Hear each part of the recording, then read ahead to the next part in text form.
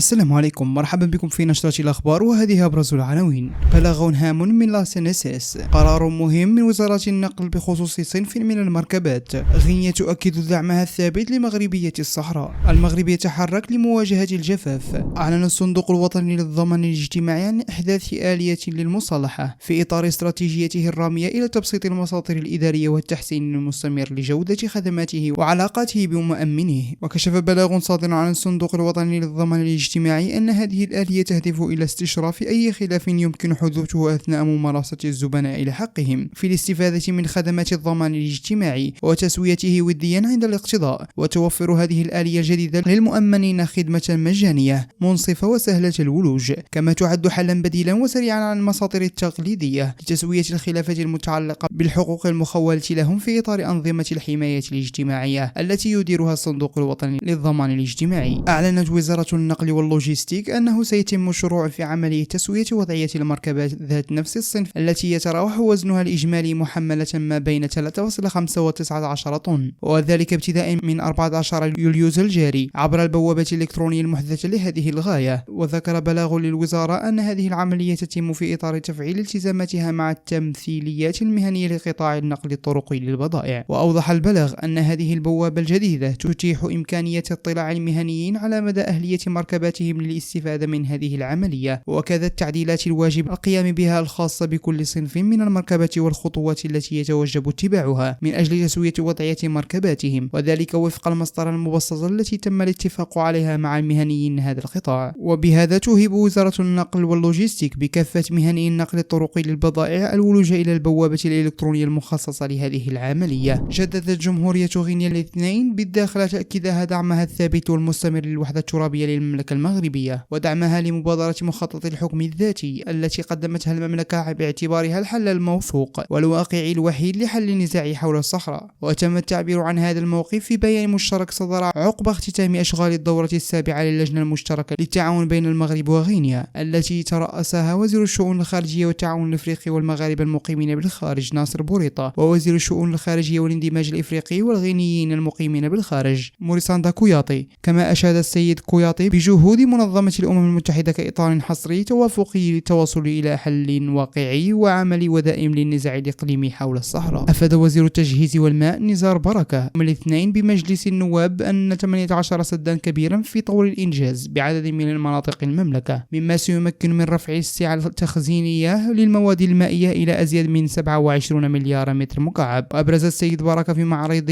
جوابه على سؤال خلال جلسة الأسئلة الشفوية الأسبوعية تلاه نيابة عنه وزير النقل واللوجستيك محمد عبد الجليل أن المغرب نهج بفضل الرؤية الملكية السديدة سياسة استباقية واستشرافية تعتمد بالأساس على تعبئة الموارد المائية عبر بناء منشآت كبرى لتخزين المياه. وأشار في هذا السياق إلى أن المملكة المغربية تتوفر حاليا على 152 سدا كبيرا و141 سدا صغيرا، لافتا إلى أنه تم إنجاز آلاف الآبار والأثقاب المائية لاستخراج المياه الجوفية. كما يتم حاليا إنجاز الشطر الاستعجالي من مشروع الربط بين الأحواض المائية لسبو وأبي رقراق وأم الربيع، والذي يهم الربط بين حوضي سبو وأبي رقراق بصبيب مائي يصل إلى 15 متر مكعب في الثانية.